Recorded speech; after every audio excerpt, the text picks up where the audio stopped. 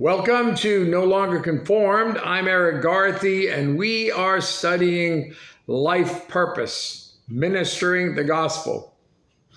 In this session, we'll be looking at Matthew chapter 9, verses 35 to 38. Show me the way. This is a common scene for those in need of Jesus. Many are confused by the lives of some believers.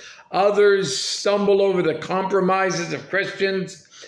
It's a fact that chameleons conform to their surroundings, and Christians can easily conform to the world. But we're warned against that in Romans chapter 12 and verse 2. And do not be conformed to this world, but be transformed by the renewing of your mind, that you may prove what is that good and acceptable and perfect will of God. People need clear direction in finding life's true meaning.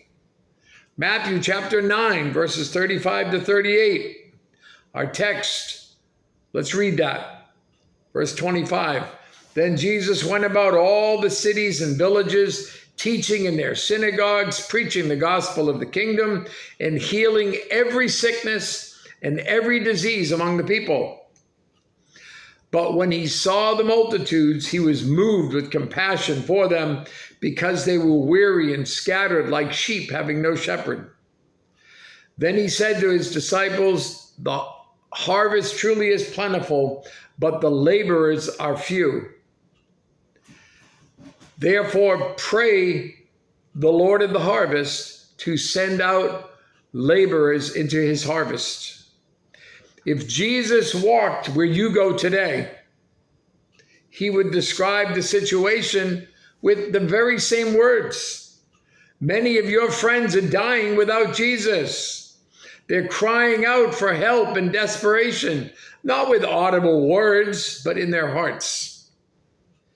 It's your responsibility to show the way. But how do you do it?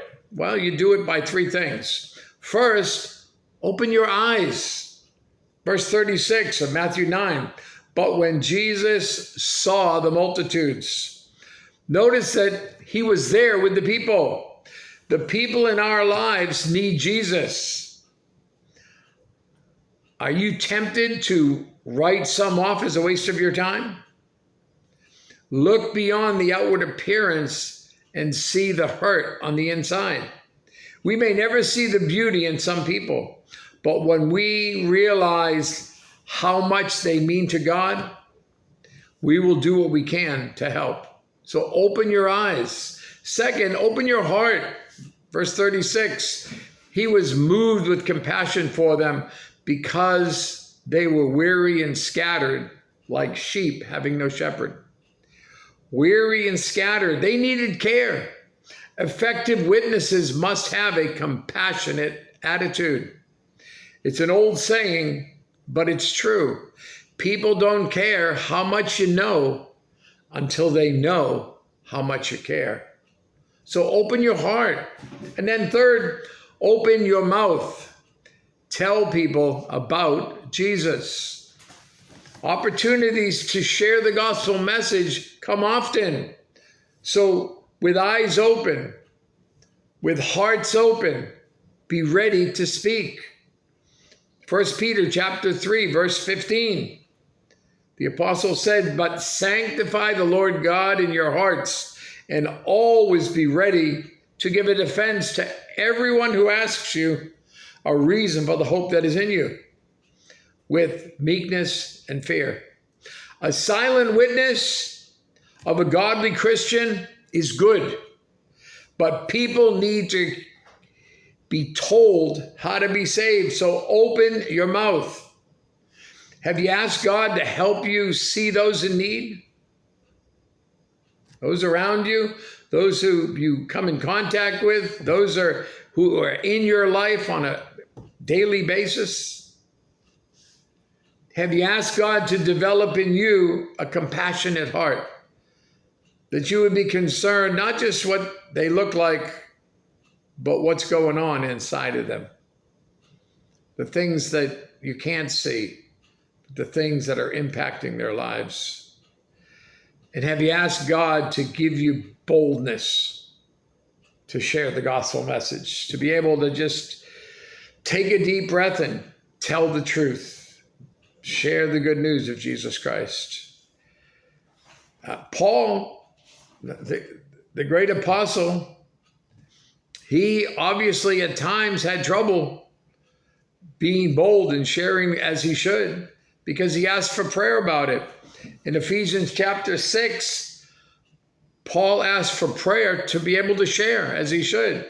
Ephesians 6, verse 18 down to verse 20, praying always with all prayer and supplication in the Spirit, being watchful to this end with all perseverance and supplication for all the saints. And then he turns it, and for me, that utterance may be given me, that I may open my mouth boldly to make known the mystery of the gospel, for which I am an ambassador in chains, that in it I may speak boldly as I ought to speak. So just like we can be at times, or often, the Apostle Paul at times struggled to be bold in sharing the good news, and he wanted prayer to do that. We need that boldness, and when we have that boldness, we need to speak. We need to share the good news. We need to see those in need. We need to have compassion for them because of their lost state without Jesus, and we need to share the good news. Think about all that, and you have a great day.